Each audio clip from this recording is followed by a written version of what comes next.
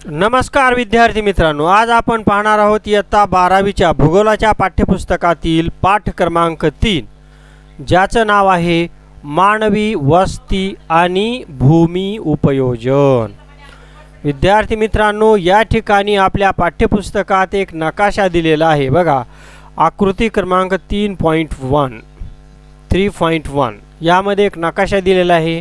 याच्यामध्ये अ, ब, क, ड, ड आणि ई असे पॉईंट दिलेले आहेत आणि या पॉईंटच्या या नकाशाच्या आधारे या ठिकाणी दिलेल्या प्रश्नांची उत्तरं तुम्हाला द्यायची आहेत, आपल्याला द्यायची आहेत। आकृती 3.1 मधील चित्राचे निरीक्षण करा आणि खालील प्रश्नांची उत्तरे द्या। बघा, निरीक्षण करा या आकृतीचं।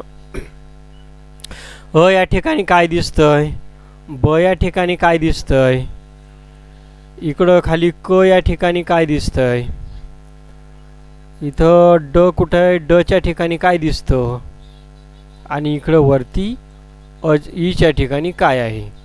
हे पॉईंट दिलेले आहेत आणि या पॉईंटच्या आधारे आपल्याला उत्तरं द्यायची आहेत। 1. अ, ब, क, ड, ई पैकी कोठे मानवी वस्ती निर्माण होऊ शकेल व का। बघा, या चित्रांचं व्यवस्थित निरीक्षण करा आणि कोणत्या ठिकाणी मानवी वस्ती निर्माण होऊ शकते ते लिहून काढा। त्याच्यानंतर दुसरा प्रश्न आहे, वरीलपैकी कोणत्या ठिकाणी वस्त्यांची निर्मिती होणार नाही व का। तसेच या ठिकाणी जे मुद्दे दिलेले आहेत, पॉईंट दिलेले आहेत, टिंब दिलेले आहेत, या टिंबांच्या कोणत्या ठिकाणी वस्त्या निर्माण होऊ शकणार नाहीत आणि का, ती कारणं लिहायची आहेत। त्याच्यानंतर तिसरा प्रश्न आहे, वरीलपैकी वस्ती निर्मिती करता कोणकोणते घटक कारणीभूत ठरू शकतात ते तुम्हाला वाटते ते लिहून काढायचं आहे। त्याच्यानंतर चौथा प्रश्न आहे, वस्ती निर्मितीवर प्राकृतिक घटकासोबतच आर्थिक घटक कारणीभूत ठरू शकत असतील का ते सांगायचं आहे। पुढचा प्रश्न आहे 5वा, प्राकृतिक घटकांचा वस्तीतील आर्थिक क्रियावर परिणाम होऊ शकतो का। आणि 6वा प्रश्न आहे, एखाद्या क्षेत्रात वस्ती निर्मितीसाठी कारणीभूत असणाऱ्या घटकांची यादी करायची आहे। बघा, आता या ठिकाणी जे प्रश्न दिलेले आहेत त्या प्रश्नांचं भौगोलिक स्पष्टीकरण आता आपल्याला पाहायचं आहे। धड्याचं नाव आहे मानवी वस्ती आणि भूमी उपयोजन। चला तर मग या सर्व प्रश्नांचं भौगोलिक स्पष्टीकरण काय आहे त्याचा आपण आढावा घेऊया। मानव हा कसा प्राणी आहे, मानव हा समाजशील प्राणी आहे आणि तो नेहमी कसं राहणे पसंत करतो, तो समूहानेच राहणे पसंत करतो आणि यातूनच पुढं काय होतं, सामाजिक बांधिलकी आणि सामाजिक गरजा निर्माण होतात। सामाजिक बांधिलकी आणि सामाजिक गरजा का निर्माण होतात, कारण मनुष्य हा समाजशील प्राणी आहे आणि तो समूहाने राहणे पसंत करतो आणि यातूनच पुढे सामाजिक बांधिलकी आणि सामाजिक गरजा निर्माण होत असतात। या गरजेतून अनेक लोक एखाद्या ठिकाणी एकत्र येऊन विशिष्ट पद्धतीने घरे बांधतात। अशा घरांच्या मांडणीला वस्ती असे म्हणतात। वस्ती कशाला म्हणायचं, तर या ज्या सामाजिक गरजा आहेत, या सामाजिक गरजांमधून, सामाजिक बांधिलकीमधून अनेक लोक एखाद्या ठिकाणी एकत्र येऊन विशिष्ट पद्धतीने घरे बांधतात आणि अशा घरांच्या बांधणीला वस्ती असे म्हटलं जातं। मानवी अधिवास हा वस्त्यांच्या स्वरूपात आढळतो। यात एक घर ते मोठ्या शहरापर्यंतचा समावेश होतो। वस्तीवरून असे निदर्शनास येते की निवासासाठी तसेच त्यांच्या आर्थिक क्रियांसाठी काही प्रदेश व्यापले जातात। या ठिकाणी मानव राहतो, समूह जीवन जगतो, त्याच्या आर्थिक क्रियाही करतो।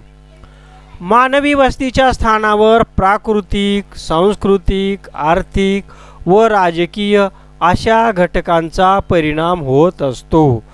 मानव व पर्यावरण यांच्या सहसंबंधातून वस्त्यांची निर्मिती होत असते। प्राकृतिक घटक जसे उंच सखलपणा, समुद्रसपाटीपासूनची उंची, मृदा, हवामान, जलप्रणाली, भूजल पातळी इत्यादी घटक वस्तीचे अंतर आणि प्रकार यावर परिणाम करतात। उदाहरणार्थ कोरड्या हवामान प्रदेशात पाणी हा महत्त्वाचा घटक आहे, म्हणूनच घरे पाण्याच्या स्रोताजवळ वसलेली असतात. बरोबर. काही वेळा सामाजिक घटक वस्ती विखंडित करण्यास कारणीभूत ठरू शकतो. पूर्वी क्षेत्र किंवा प्रदेश काबीज केले जात असत किंवा बाहेरील लोकांकडून वारंवार आक्रमणे होत असत. त्यामुळे बऱ्याच काळापासून सुरक्षिततेच्या दृष्टीने केंद्रित वस्त्यांच्या विकासास सुरुवात झालेली आपल्याला पाहायला मिळते.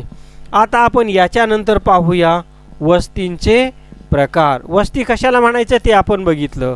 आता आपण वस्त्यांचे प्रकार पाहणार आहोत.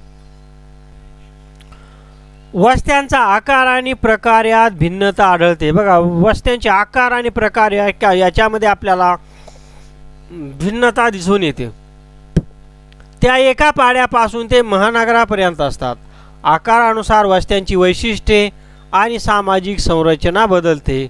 तसेच पर्यावरण आणि तंत्रज्ञानही बदलते. वस्त्या या छोट्या आकाराच्या आणि एकमेकापासून दूर असू शकतात. तसेच त्या मोठ्या आणि जवळजवळ वसलेल्या देखील असू शकतात. घरामधील अंतराच्या वस्त्यावर वस्त्यांचे खालील 4 प्रकारात विभाजन केले जाते. बघा, घरामध्ये जे अंतर असतं या अंतराच्या आधारावर वस्त्यांचं वर्गीकरण किती प्रकारात केलं जातं?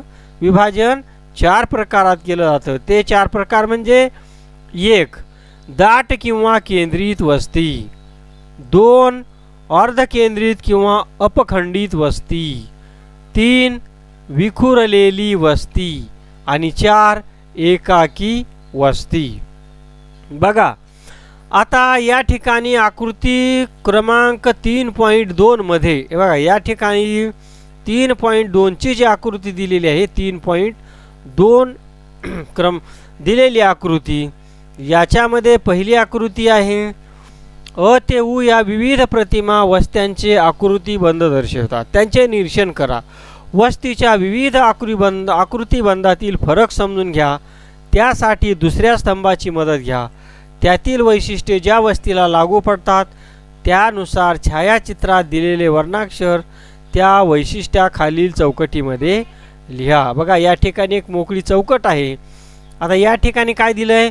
वस्तीच्या उपग्रहीय प्रतिमा. इथं आहे बघा, अ एक प्रतिमा आहे घेतलेली, ब एक प्रतिमा आहे, ई एक प्रतिमा आहे, त्याच्यानंतर दीर्घ ई एक प्रतिमा आहे घेतलेली, त्याच्यानंतर इथं उ एक प्रतिमा आहे घेतलेली, त्याच्यानंतर हे दीर्घ उ एक आहे प्रतिमा घेतलेली. आणि याच्या उजव्या बाजूला काय दिलेलं आहे? त्यांचं स्पष्टीकरण दिलेलं आहे. आता सुरुवातीला काय दिलेलं आहे? वस्त्यांची वैशिष्ट्य. याच्यामध्ये पहिल्या प्रकारामध्ये दिलेलं आहे रेषीय वस्ती. याच्यामध्ये काय असतात? एखाद्या रस्त्यालगत किंवा रेल्वे लाईन किंवा नदी कालव्याला लागून वस्त्या आढळतात. आणि याचं दुसरं वैशिष्ट्य दिलेलं आहे एका रेषेत असतात किंवा मुख्य रस्त्याच्या किंवा नदीच्या आकाराप्रमाणे त्या पसरत असतात.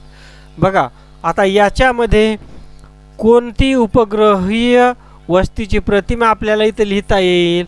रस्त्याच्या लगत किंवा रेल्वे लाईनच्या लगत असलेली वस्ती तुम्हाला कोणती दिसते? बघा, ही रेल्वे लगत लाईन वस्ती दिसते, म्हणजे आ. इथं कोणता प्रकार येईल? आच येईल. आ कशामुळं? या ठिकाणी ही रेल्वे लाईन आहे आणि रेल्वे लाईनची वस्ती इथं आ म्हणून आपण लिहू शकतो. काय लिहा इथं? आ.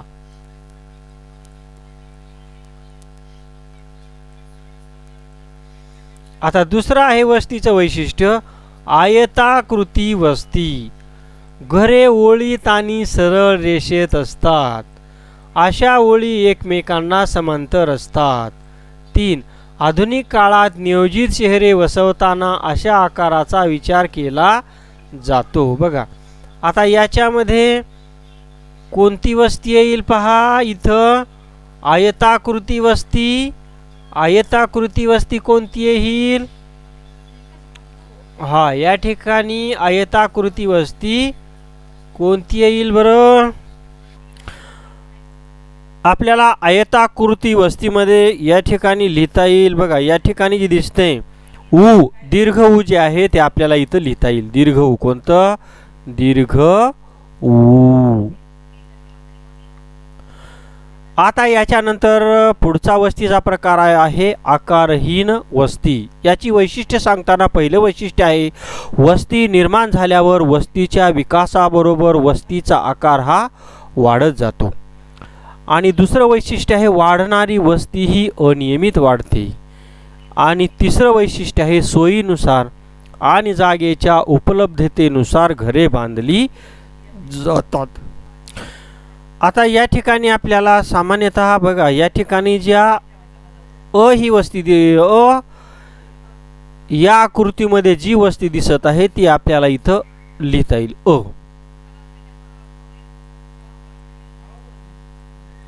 आता याच्यानंतरचा जो वस्तीचा प्रकार आहे केंद्रोत्सारी वस्ती. याची वैशिष्ट्ये आहेत एका केंद्राच्या भोवती वस्त्यांचा विकास होतो. आणि दुसरं वैशिष्ट्य आहे हा केंद्रबिंदू वस्त्यांच्या विकासातील महत्त्वपूर्ण भाग असतो. बघा, केंद्रोत्सारी वस्तीची वैशिष्ट्ये काय आहेत?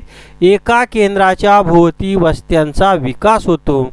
आणि दुसरं वैशिष्ट्य आहे हा केंद्रबिंदू वस्त्यांच्या विकासातील महत्त्वपूर्ण भाग असतो. बघा, याच्यामध्ये आपल्याला हे लिहिता येईल, हे ऊ, ऱ्हस्व ऊ जे आहे ते आपण इथं लिहूया, म्हणजे हे केंद्रोत्सारी वस्तीचं उदाहरण आहे. याच्यानंतर पुढचा वस्तीचा प्रकार आहे वर्तुळाकार वस्ती. याची वैशिष्ट्ये आहेत पहिलं वैशिष्ट्य एखाद्या सरोवराच्या किंवा तळाच्या आजूबाजूला वस्त्या आकार घेतात. आणि दुसरं वैशिष्ट्य आहे पाण्याच्या उपलब्धतेमुळे घरे जवळजवळ असतात. बघा, याच्यामध्ये हे जे ई आहे, हे बघा इथं तळ आहे आणि इथं पाण्याचा मुबलक साठा आहे. या ठिकाणी आपल्याला दीर्घ ई लिहिता येईल. वर्तुळाकार वस्तीमध्ये दीर्घ ई लिहिता येईल. दीर्घ ई हे याचं उदाहरण आहे. याच्यानंतर वस्तीचा पुढचा प्रकार आहे त्रिकोणी वस्ती.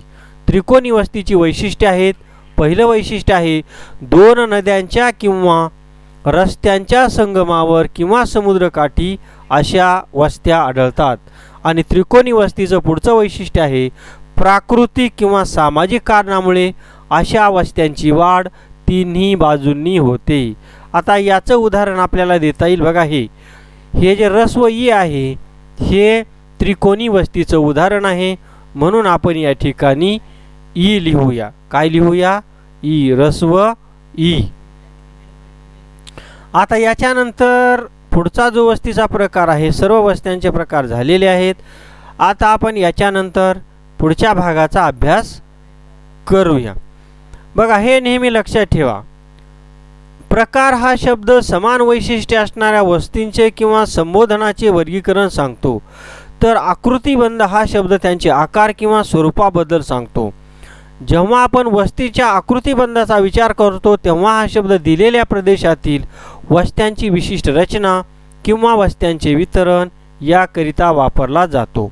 केंद्रीय वस्त्या हा वस्त्यांचा एक प्रकार आहे, तर रेषीय वस्त्या हा वस्त्यांचा आकृतिबंध आहे. या केंद्रित किंवा विखुरलेल्या असू शकतात.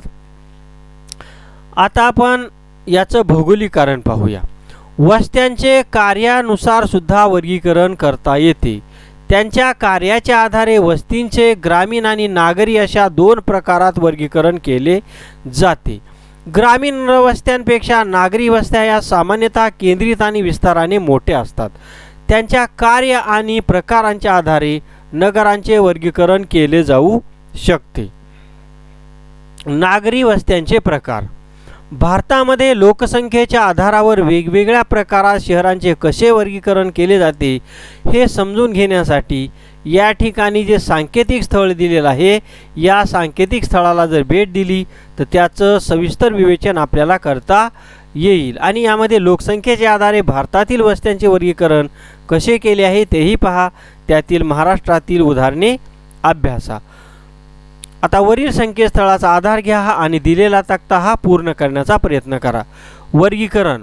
वर्गीकरणामध्ये काय दिलेले आहे? वर्ग 1, वर्ग 2 आणि वर्ग 3. आणि याच्यामध्ये त्यांची लोकसंख्या किती आहे ते ह्या वेबसाईटवर जाऊन आपल्याला पूर्ण करता येईल. तसंच वर्गीकरणामध्ये यात वर्गीकरण वर्ग दुसरा, वर्ग चौथा आणि वर्ग सहावा. म्हणजे इथं वर्ग पहिला, दुसरा, तिसरा, चौथा, पाचवा आणि सहावा असे वर्ग दिलेले आहेत. आणि या वर्गामध्ये किती लोकसंख्या असते हे या वेबसाईटवर जाऊन तुम्ही त्याची माहिती भरू शकता, लिहू शकता.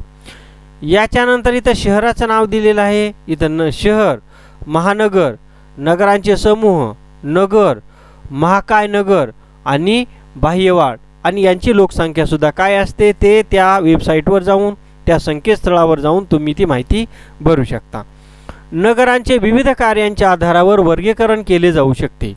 काही शहरे आणि नगरे काही विशिष्ट कार्यासाठी, विशिष्ट क्रियासाठी, उत्पादनासाठी आणि सेवासाठी ओळखली जातात.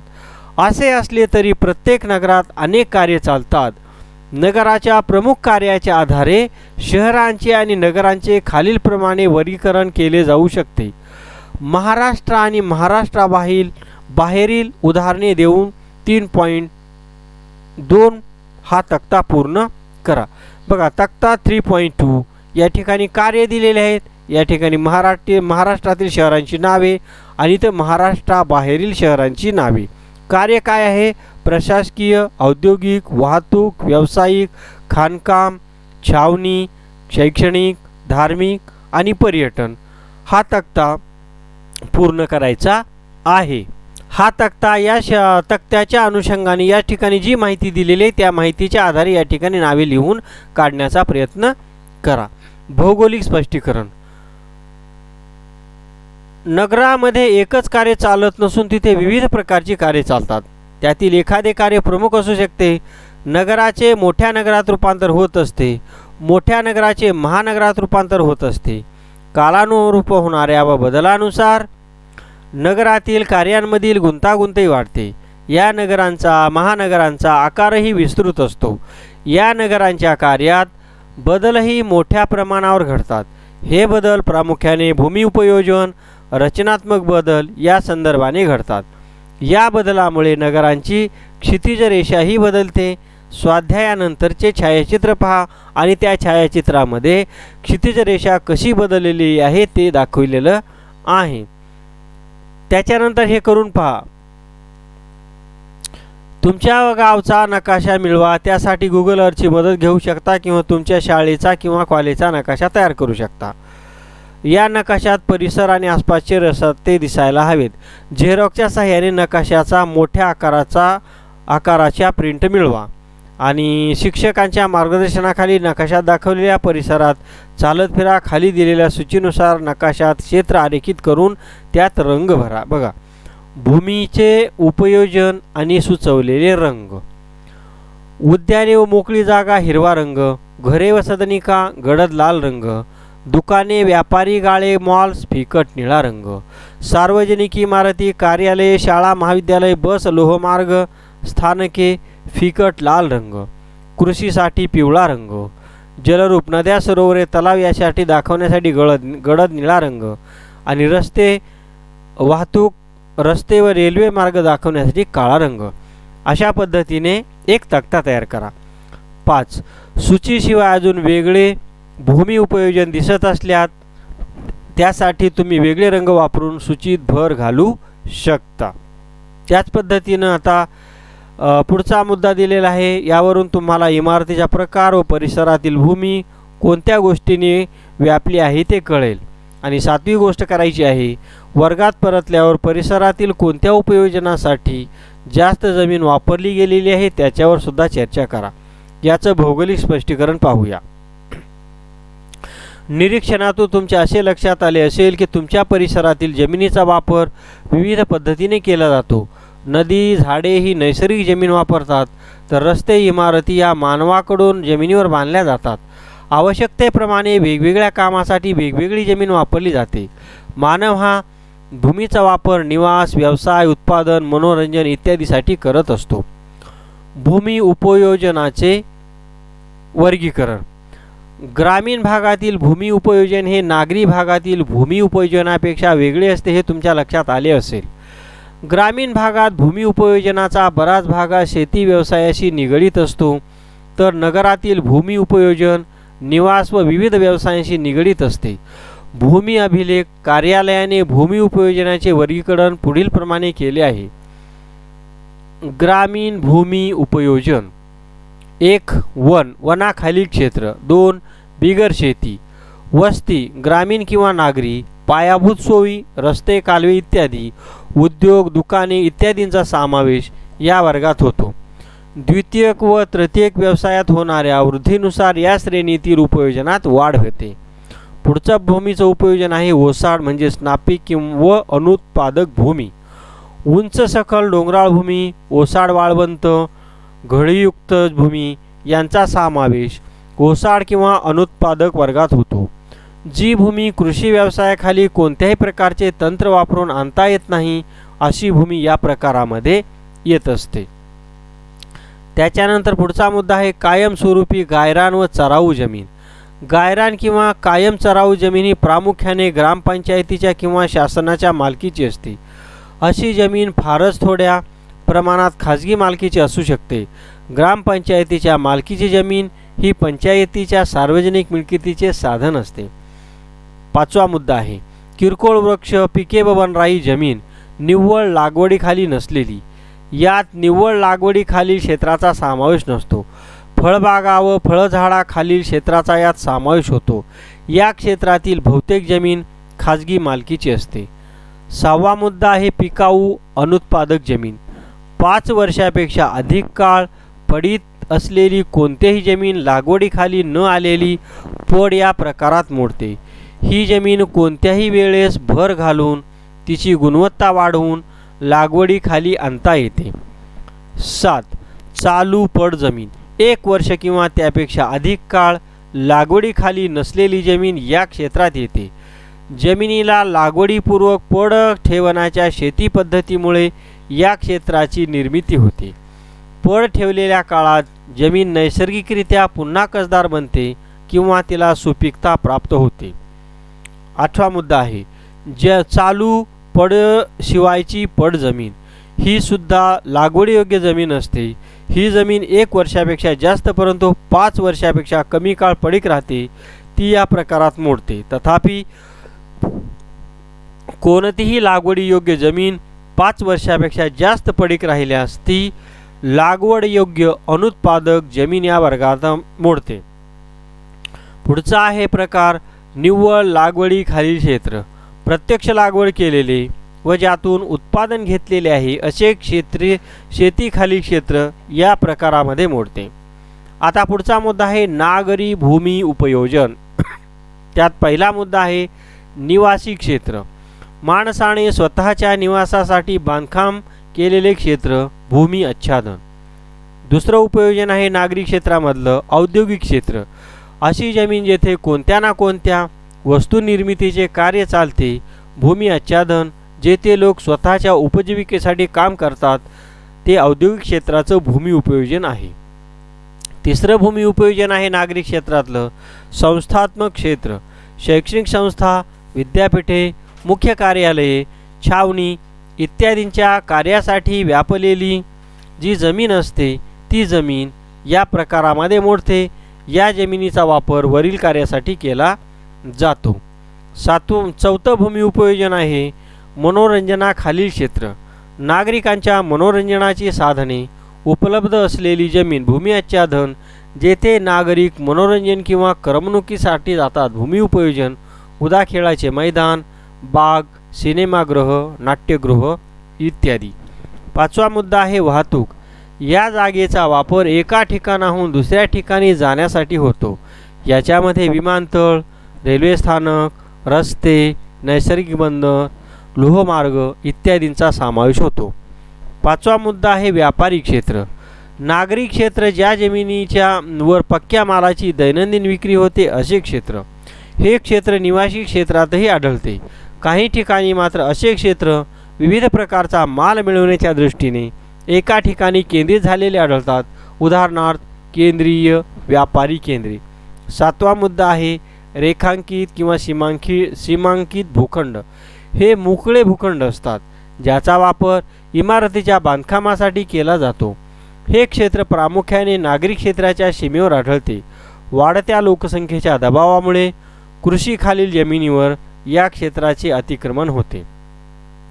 8वा मुद्दा आहे संमिश्र भूमी उपयोजन. एखाद्या क्षेत्रात जेव्हा संमिश्र भूमी उपयोजन होत असते तेव्हा विभिन्न प्रकारचे भूमी उपयोजन या क्षेत्रात एकत्रित पाहावयास मिळते. निवासी, व्यावसायिक, औद्योगिक या प्रकारचे भूमी उपयोजन एकाच क्षेत्रात एकत्रितपणे आढळून येते. अशा क्षेत्रामध्ये घरे, व्यवसाय, दुकाने, शाळा, दवाखाने मोकळ्या जागी एकाच ठिकाणी असू शकतात. हे नेहमी लक्षात ठेवा. भूमी उपयोजन व भूमी आच्छादन यात फरक आहे. बऱ्याच वेळा या शब्दांचा वापर समानार्थी म्हणून केला जातो, पण दोन्हींचा अर्थ वेगवेगळा आहे. भूमी आच्छादन म्हणजे भूमीवर आढळणारे प्राकृतिक घटक जसे की वने, पाणी, बर्फ, खडक, वाळू इत्यादी.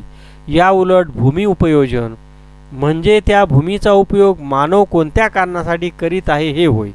उदाहरणार्थ, भूमी उपयोजनाचा उपयोग करमणुकीसाठी करणे. येथे भूमी आच्छादन जरी वनस्पती किंवा वनाखाली असले तरी त्याचा उपयोग भूमी उपयोजन करमणुकीसाठी होत असतो. एखाद्या क्षेत्राचे भूमी आच्छादन व भूमी उपयोजन समजल्यास त्या क्षेत्राचे संपूर्ण आकलन आपल्याला होते.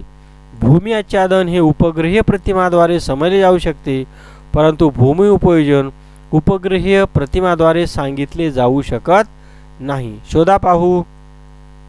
या पाठ्यपुस्तकाच्या मुखपृष्ठाची इयत्ता 11वी भूगोल पाठ्यपुस्तकाचे मुखपृष्ठाशी तुलना करा. वर्गात चर्चा करा. भूमी आवरण आणि भूमी उपयोजन यात दिसणाऱ्या बदलाबाबतची वर्गात चर्चा करा. ग्रामीण, नागरी, झालर क्षेत्र. सांगा पाहू, तुम्हाला नागरी व ग्रामीण प्रदेश म्हणजे काय हे समजले आहे. असा विचार करा की या दोन प्रदेशामधील क्षेत्राला काय म्हणता येईल. वर्गात चर्चा करा. त्याचे भौगोलिक स्पष्टीकरण पाहूया. ग्रामीण व नागरी क्षेत्रामधील भूमीस ग्रामीण, नागरी, झालर असे म्हणतात. कशाला म्हणायचे ग्रामीण, नागरी, झालर क्षेत्र? ग्रामीण व नागरी क्षेत्रातील भूमीस ग्रामीण, नागरी, झालर असे म्हणतात. या क्षेत्रात ग्रामीण आणि नागरी अशी दोन्ही वैशिष्ट्ये आढळतात. हे क्षेत्र वेगळे नसून या दोहोंमधील संक्रमण क्षेत्र असते. या क्षेत्राची सरमिसळ दोन्ही बाजूंनी झालेली असते. ग्रामीण, नागरी, झालर क्षेत्रातून अनेक नागरिक शहराच्या मध्यवर्ती भागाकडे त्यांच्या कार्यालयात किंवा आर्थिक संस्थांमध्ये कामासाठी येतात. यासाठी ते वाहनाने प्रवास करतात. ज्यावेळेस नागरी भागाच्या विकासाबरोबरच विस्तारही वाढतो त्यावेळेस याला नागरी प्रसरण असे म्हणतात. ग्रामीण, नागरी, झालर क्षेत्रात ग्रामीण व नागरी असे दोन्ही प्रकारचे भूमी उपयोजन आढळते. झालर क्षेत्राची रचना त्यामुळे गुंतागुंतीची असते. या भागात 2 प्रकारच्या प्रशासकीय सेवा आढळतात. उदाहरणार्थ, ग्रामपंचायत आणि नगरपालिका. झालर क्षेत्राजवळील नागरी क्षेत्र स्वतःची ओळख घालून बसते.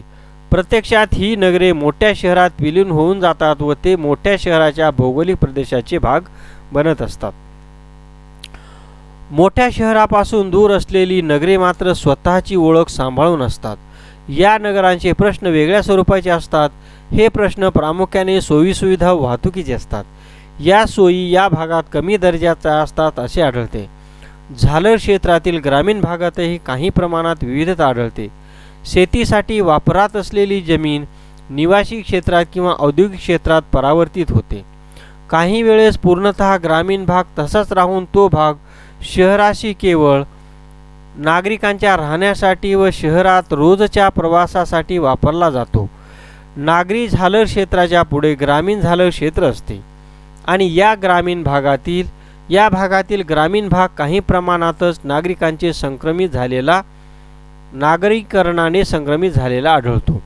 आता आपण उपनगरे हा मुद्दा पाहूया. महानगरांच्या सीमांवर लहान आकाराची नगरे, लहान शहरे किंवा मोठे नगरे असतात.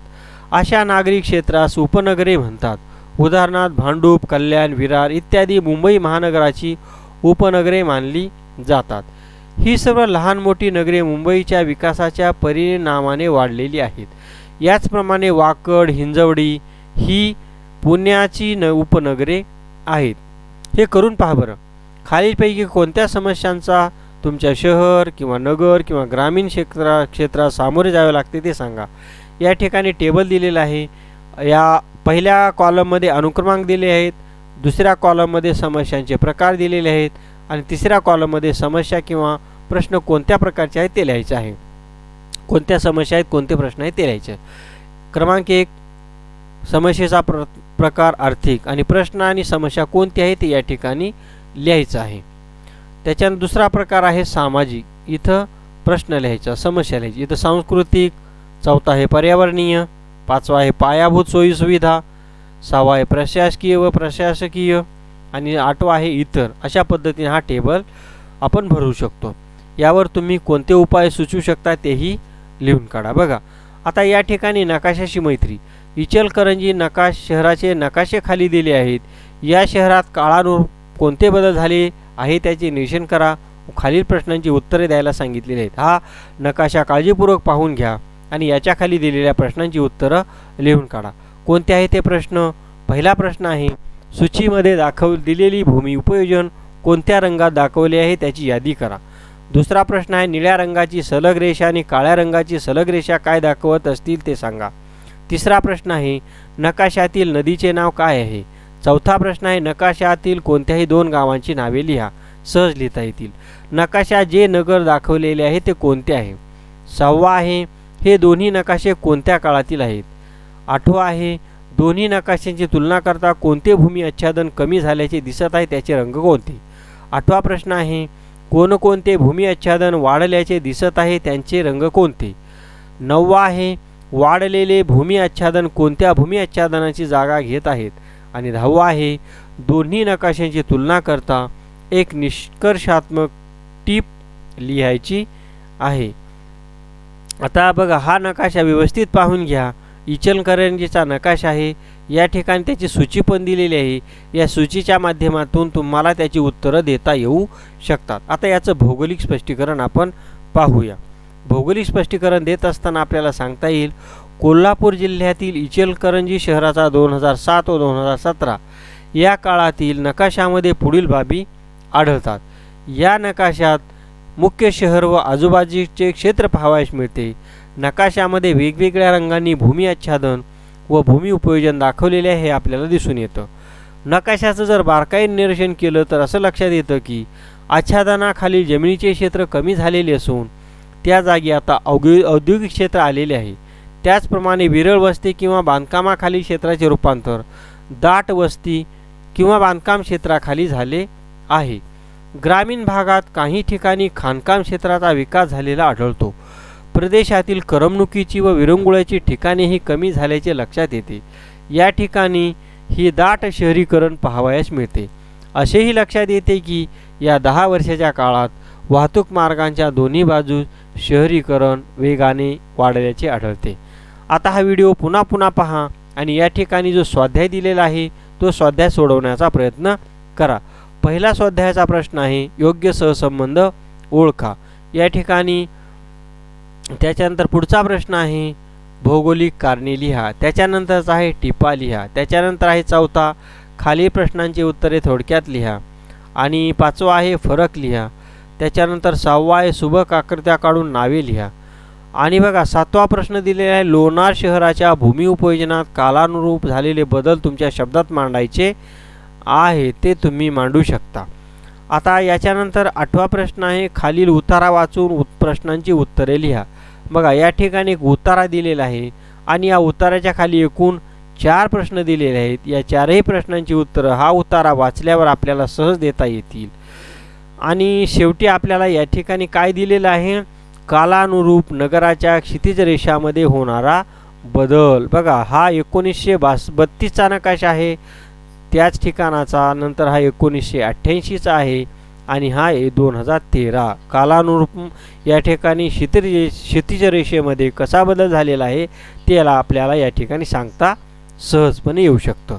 विद्यार्थी मित्रांनो आपल्या चॅनलवर इयत्ता 12वीचे आणि 11वीचे तसेच इतर इयत्तांचेही इंग्रजीचे व्हिडिओ दिलेले आहेत ते सुद्धा तुम्ही पहा आणि त्याचा फायदा घ्या.